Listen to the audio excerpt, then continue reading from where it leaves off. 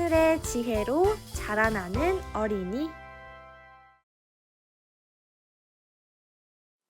안녕하세요. 등불학교에 참여한 초등부, 소년부 친구들 만나서 반갑습니다. 하늘의 지혜로 자라가는 어린이라고 하는 주제로 등불학교를 8주간 진행하게 될 텐데요. 오늘은 두 번째 시간, 창조의 질서를 놓은 지혜라고 하는 주제로 여러분들과 이야기를 나눠보려고 해요.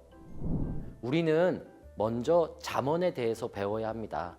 성경의 잠언은 우리에게 지혜를 가르쳐줘요. 성경적 관점에서 지혜는 단순히 지적인 능력, 똑똑한 능력을 말하는 것이 아니에요.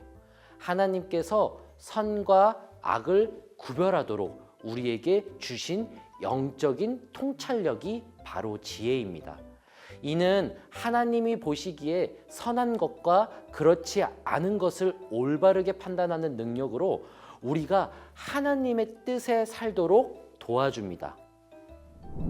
자, 그럼 우리 조금 더 자세하게 알아볼까요? 첫 번째로 창조와 하나님의 질서에 대해서 배워볼 거예요. 성경은 하나님께서 지혜롭게 그리고 질서 있게 세상을 만드셨다고 우리에게 알려줍니다. 원래 처음 세상이 만들어지기 전에는 질서라는 것이 없었어요. 그래서 하나님께서는 질서라는 것을 이 세상에 만들어 두셨지요. 시간이라는 것도 만드시고 공간이라는 것도 만드셨어요. 아무것도 없고 혼돈스러운 것을 질서 있고 아름답게 만드셨습니다. 바로 이렇게 만드신 것이 세상이에요. 하나님께서는 세상을 만드실 때 차례차례 순서대로 만드셨습니다. 첫째 날부터 여섯째 날까지 이 창조의 과정은 하나님께서 얼마나 세상을 아름답고 질서 있게 만드셨는지 분명하게 보여주는 거예요. 하나님은 빛과 어둠, 그리고 하늘과 바다, 그리고 땅과 식물과 같은 배경을 먼저 만드셨습니다. 그리고 그 배경 안에 적합한 피조물들을 만드셨어요. 피조물에는 무엇이 있을까요? 해, 달, 별, 새, 물고기, 동물, 사람과 같은 것들이에요. 이는 하나님의 질서와 섭리를 나타내는 창조의 가르침입니다. 하나님의 창조는 단계적이고 질서가 있었습니다.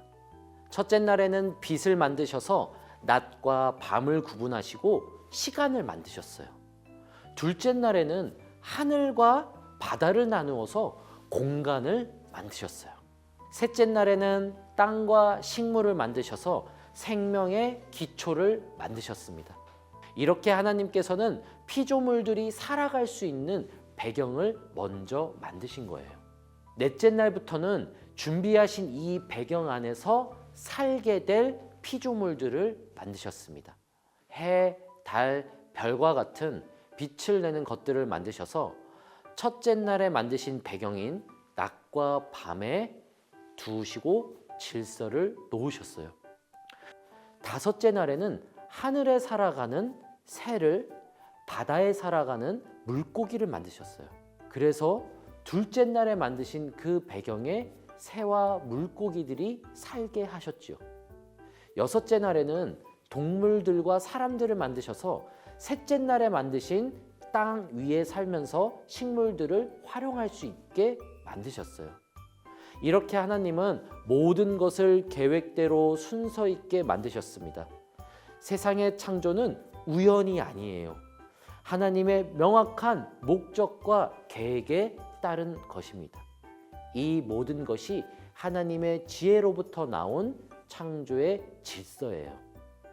하나님께서 만드신 세상의 질서에는 하나님의 지혜와 섭리가 담겨 있습니다.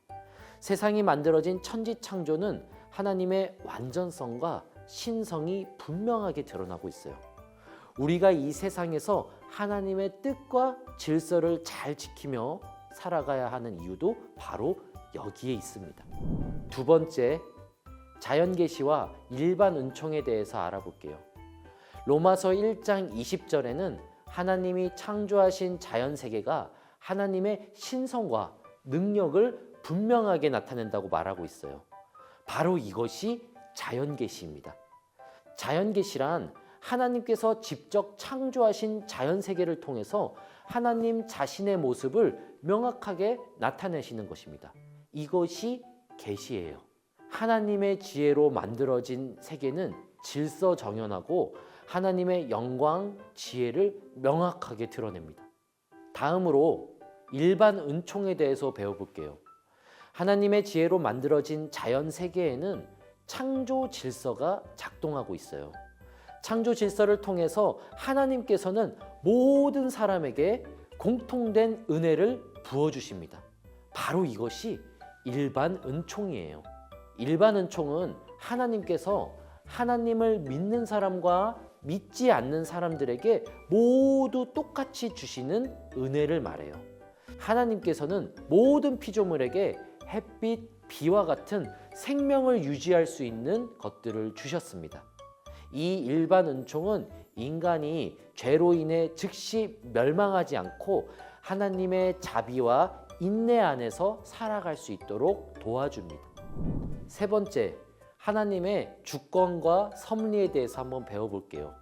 하나님은 하늘의 지혜로 이 세상과 우주 그리고 역사를 질서대로 그리고 하나님의 선하신 뜻대로 다스리십니다. 바로 이것이 하나님의 주권이에요. 하나님의 주권이란 하나님께서 우주와 역사 안에서 그분의 절대적인 뜻과 목적을 따라 모든 것을 다스리시고 통치하시는 것을 말합니다. 다음으로는 하나님의 섭리에 대해서 배워볼게요. 하나님의 섭리란 하나님께서 창조하신 세계를 보존하고 모든 일을 그분의 목적을 따라 계획하시고 인도하시는 거예요. 인류와 역사를 하나님의 뜻대로 멈추지 않으시고 이끌어 가시는 것을 말합니다. 바로 이것이 하나님의 섭리예요. 그래서 우리가 창조 질서를 지키며 산다는 것은 하나님의 주권과 섭리를 인정하며 사는 것과 같아요. 우리는 시간을 지혜롭게 사용하면서 주어진 삶의 자리에서 선생님과 부모님에게 순종하며 살아야 합니다. 이것이 바로 하나님의 주권과 섭리를 인정하는 삶인 거예요. 그러면 여러분, 창조의 질서를 놓은 하나님의 지혜의 최고의 작품은 바로 무엇일까요? 그것은 바로 사람입니다. 성경은 사람이 하나님의 형상대로 지음을 받았다고 말하고 있어요. 사람은 하나님을 닮았으며 하나님의 지혜를 갖고 있는 것이죠. 이러한 사람은 하나님의 질서정연한 창조 세계를 돌보고 관리하는 특별한 책임이 있는 거예요. 사람이 다른 피조물들과 구별되는 이유는 하나님의 형상대로 창조되었기 때문이에요. 이는 사람의 존귀함과 가치의 근원인 거죠. 사람은 창조주 하나님을 닮아서 창조성, 이성, 도덕성, 그리고 관계성을 가진 존재로 만들어졌습니다. 이렇게 하나님의 형상대로 지음받은 사람이 살아가야 되는 삶은 바로 지혜로운 삶입니다. 여러분, 등불학교 시간 동안에 지혜를 배우고 있죠?